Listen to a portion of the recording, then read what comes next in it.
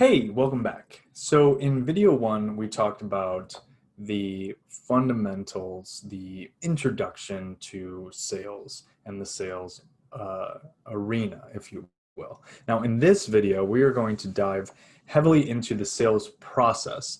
We have to understand the process before we can start to perfect what goes on within those stages of the selling process. So if we look here and we call this the sales process. Okay, now what I'm going to do here is kind of combine the stages in the sales process that you would get from a traditional sales textbook with the sales categories that Neil Rackham writes about in Spin Selling. And so the first category, if you will, is going to be the situation. And so what we'll do here is we'll call this side spin, and we will call this side here the textbook stages. Okay, so in the situation portion of a sales call, there's really going to be two stages in my view. So the first stage is that the customer is defining the problem. Okay, and so this could be something, a very simple example could be that you are calling on a company that you know still uses paper for their day-to-day processing. So a customer comes in, they make an order that gets written down on paper. That paper then gets brought to the sales department, which then processes the order, which then goes to accounting, and then that then has to go to the parts department to manufacture the order, all that kind of stuff. And it's all paper-based, right? Now that's a problem, especially today. What if there's a fire? What if there's a flood? What if you lose that? What if it gets lost somewhere? There's no digital record of it. You can't pull it back up. There's a whole myriad of problems that come with that. So that's what we're going to use today. And so the second stage of the process is also within this situation step, and that is you as the salesperson thinking of ways to solve this problem. And so maybe you have a digital CRM, customer relationship management software, and you want to sell that to this company saying that when the customer comes in, there's no more paper, it's all digital, and it's you can then contact the customer, keep up with the customer, know how many repeat customers you have, all that kind of stuff, all within this software. And so you're thinking about this and you're not coming straight out yet in the process saying, hey, I can provide this solution. We're not there yet. What I like to call this whole thing here, if we can then define it like this all the way down here. And this is fill the balloon. Maybe spelled balloon wrong. Doesn't matter. So filling up the balloon. So what does that mean? So in sales, I like to look at the sales call as a big balloon. Okay. And as you start to define the problem, we start pumping air into that balloon. Now, at the end of the sales call, if the customer is not ready to purchase yet, then the balloon hasn't been filled to its max capacity. Think of the air pumping into the balloon as excitement for your product or service. Okay, so in order to fill up this balloon, we need to define the problem. We need to start adding value. We need to start creating an atmosphere where if the customer doesn't act, there's going to be some serious implications, as we'll see later. Okay, and so from here, this would be empty to pop, right? Okay, now pop means purchase. So the second part of this is the problem. All right, so we define the problem in the first stage. Now in the second stage, we are really going to isolate and highlight that problem. So this involves stage 3, which is the customer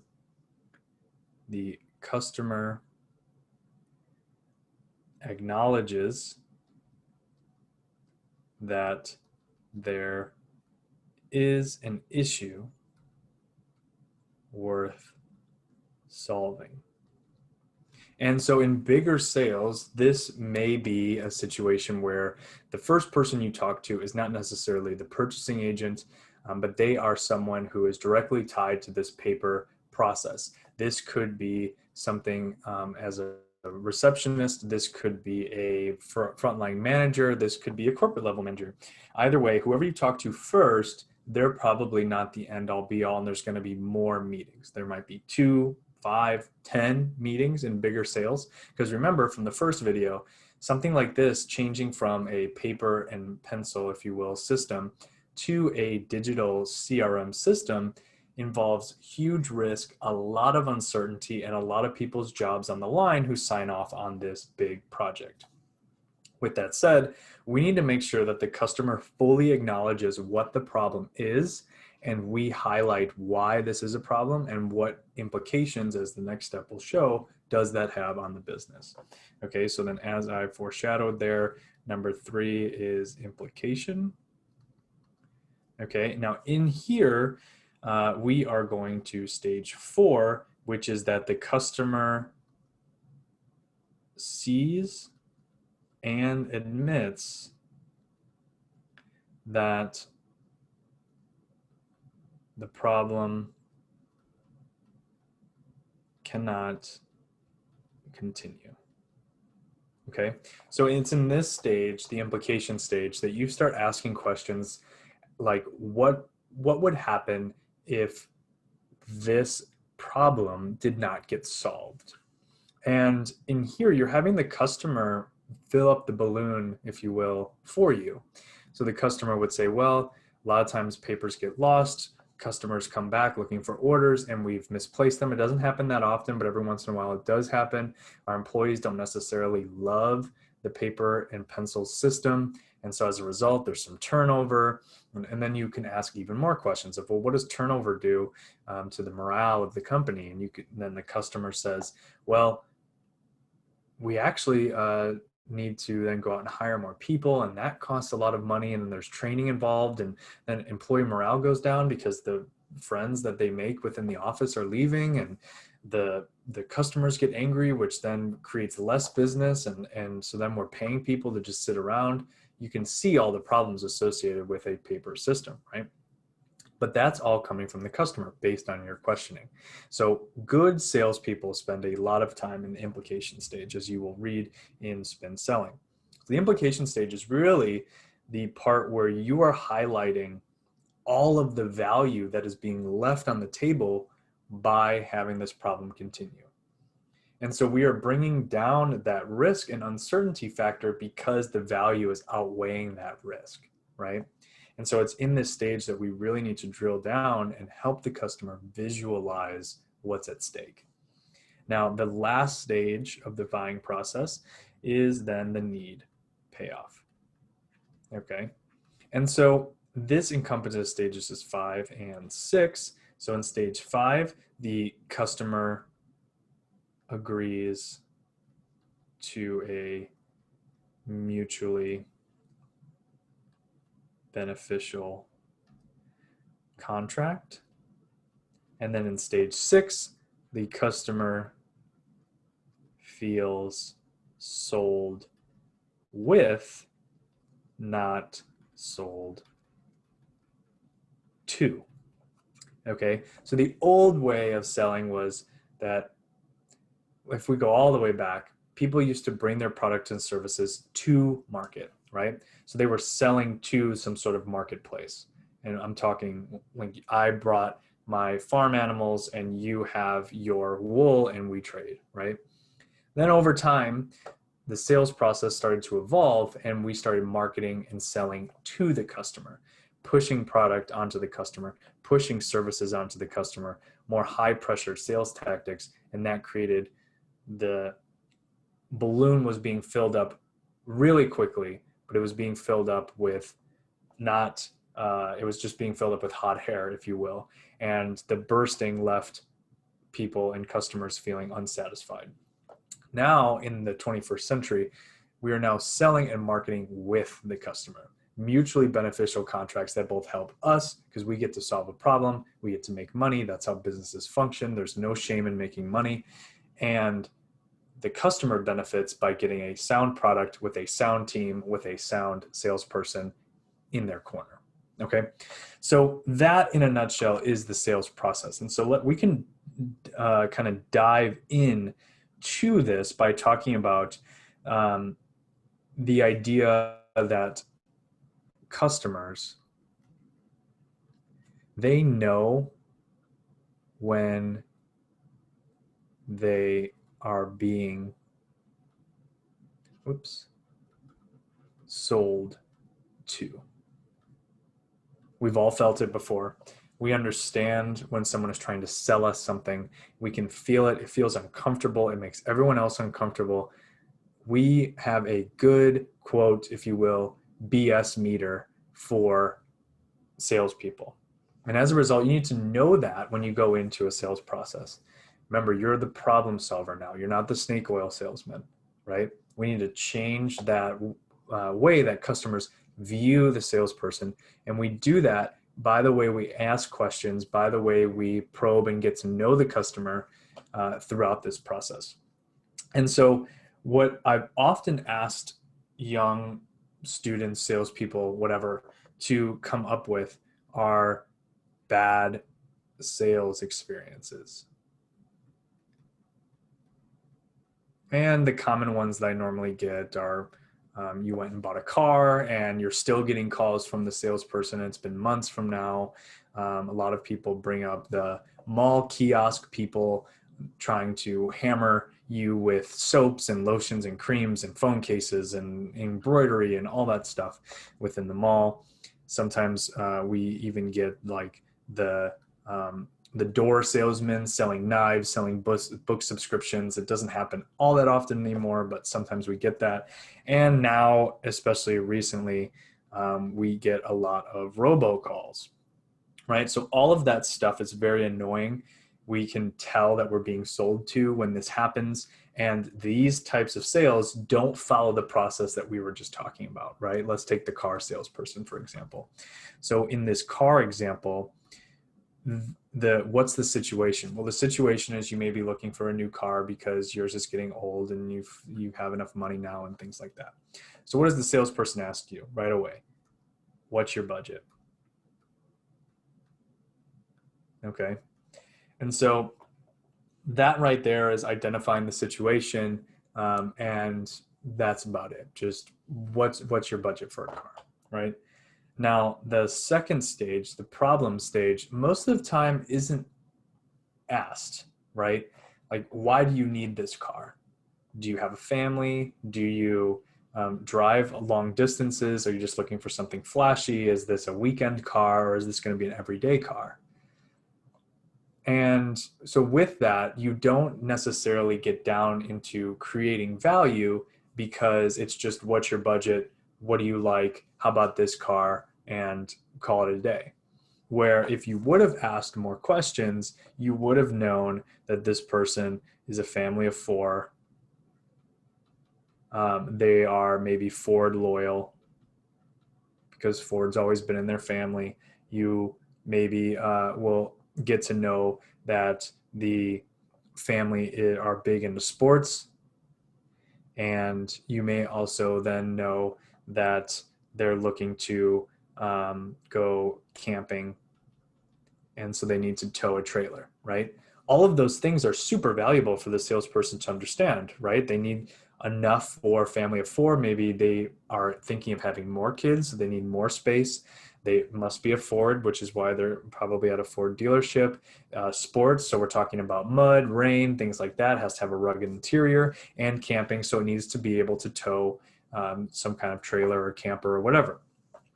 All of those things are very important, but a lot of times they're not asked in a car situation. Now, why is that? So let's dive into that just a little bit. The corporate culture has kind of manipulated salespeople in a way where it's all about results now. It's not results 10 years from now, it's results right now. Now, we can go into like the whole system of corporations and things like that, but we won't in this video.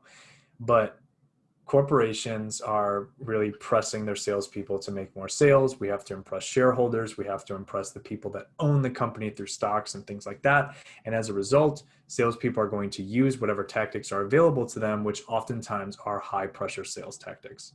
I've had guest speakers come into class before talking about how high pressure sales really has made or broken their career. Now, for some people, they can do that. And some industries tend to lean more towards those high pressure sales negotiations. Me personally, in this class, I'm not going to teach high pressure sales tactics. Have you ever heard of ABC? A always, B, C closing. That is a very pop culture referenced line, and that clip can be shown in class and things like that. That is not what we're doing here. The always be closing model is actually a model that is, in my opinion, set up for failure. And that is because of this right here. Good sales calls close themselves. Why is that? I'll give you an example. So if we talk about a balloon, right? Okay, so this is the balloon, and into the balloon we are pumping in valuable air. Okay, so all of these lines are value added. Okay, when I was doing door-to-door sales, I was selling windows. Windows isn't necessarily a sexy product, if you will, right? People don't go out saying, oh, I can't wait to go buy my set of windows today, right? But the value that we were offering the customer was so enormous that filling up that balloon was fairly easy. And we've actually had customers in my sales career had customers literally jumping up and down ready to purchase because their balloon had burst halfway through the sales call. Okay, now why is that?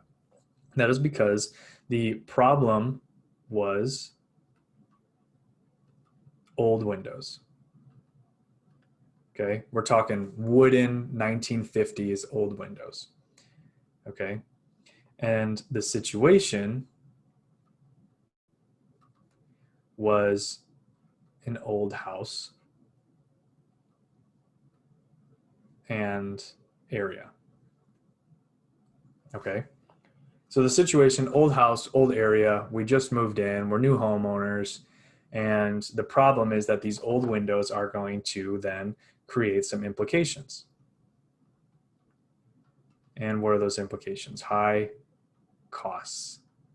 Okay, somewhere in the range of 40% of your heat and air escape through bad leaky windows. Okay, so you have high costs on your energy bill.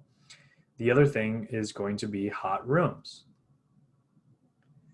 We would ask questions like, are there any rooms in your house that you can't bear to sit? Yes, there are. We can't sit in the living room after 2 o'clock because it gets too hot in there. Or we can't even go to sleep in our bedroom because it gets too hot and from all the residual heat. And so we have a fan on. We've got multiple fans on, even with the air conditioning on, right? So hot rooms.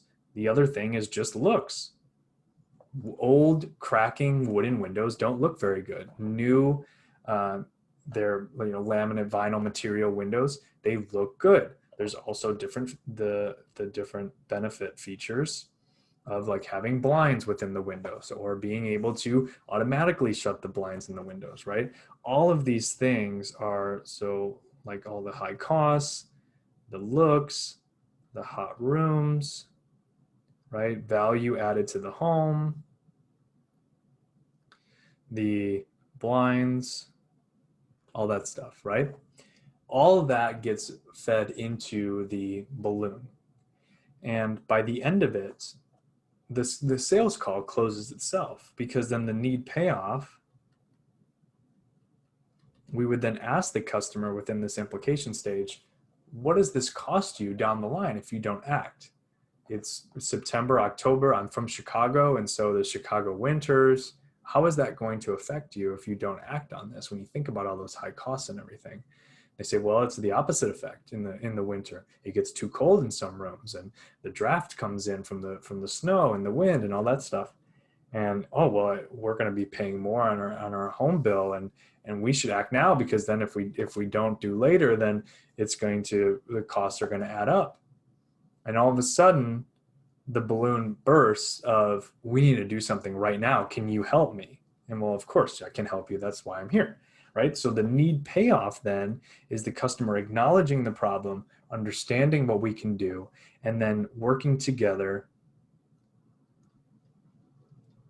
on a solution, right?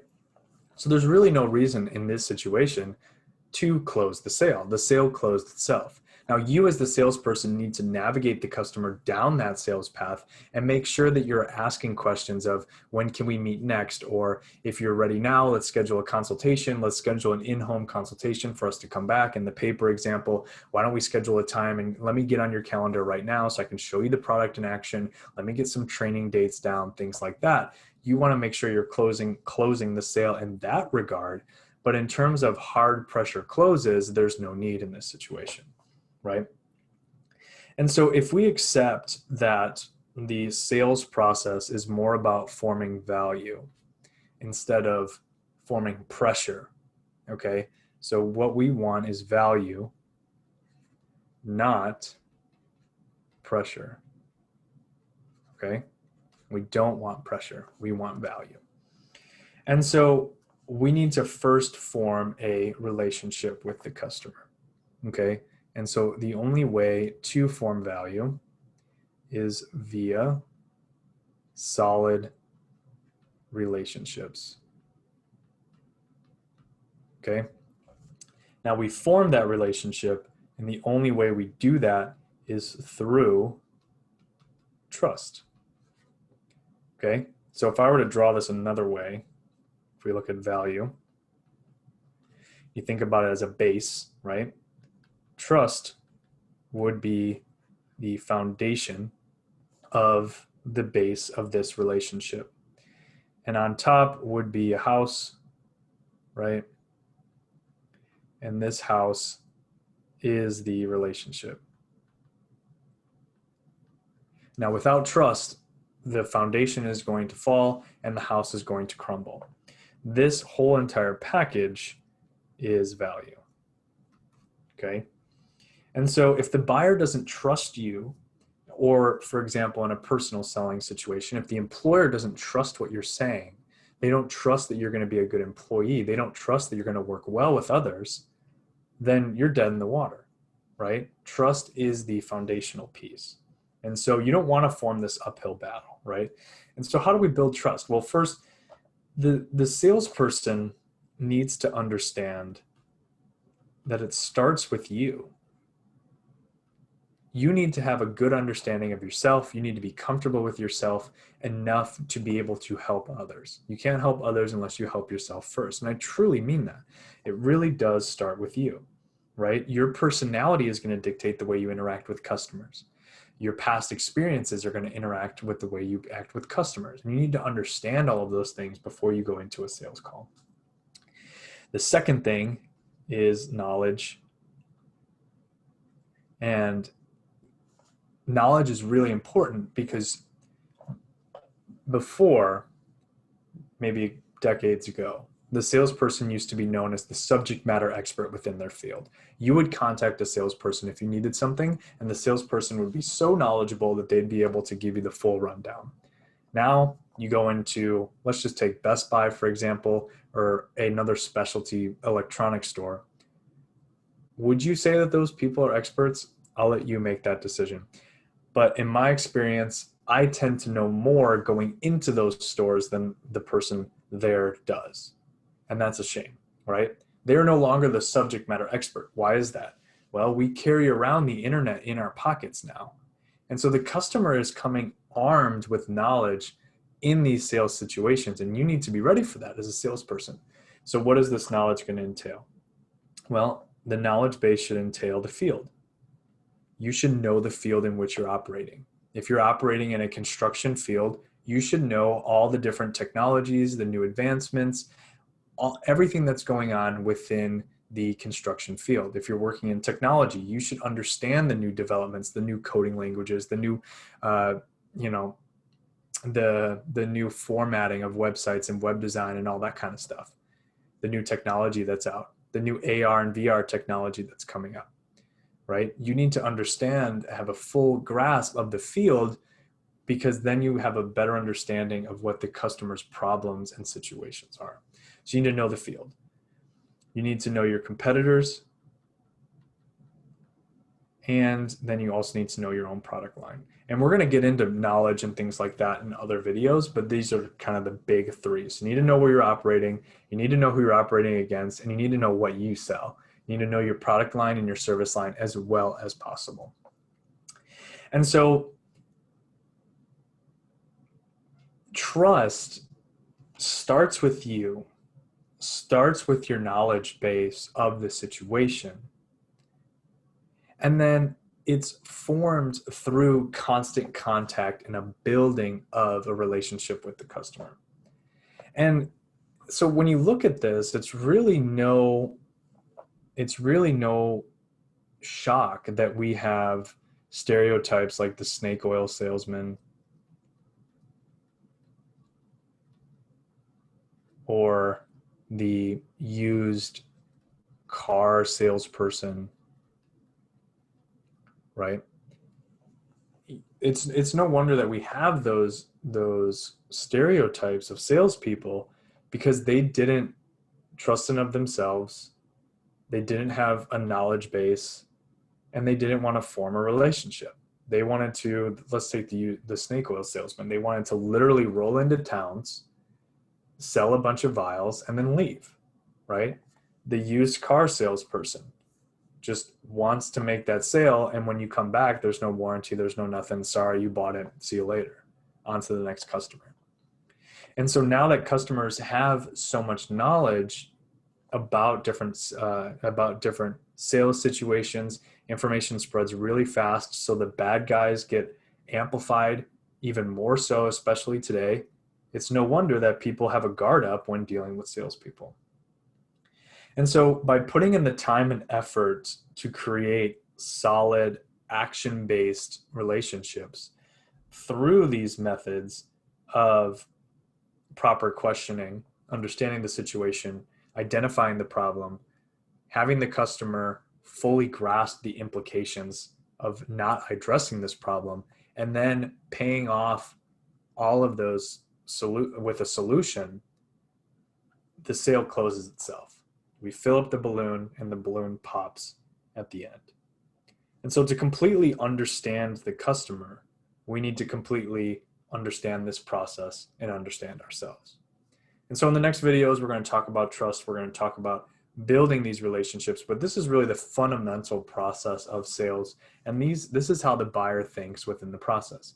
And I really want to challenge you to think about the way you buy products and to think about what salespeople do for you and how you can emulate the good and get the bad out of your head to not have that influence your process. So we'll see you in the next video. Thanks for watching this one, and we'll see you in the next lecture.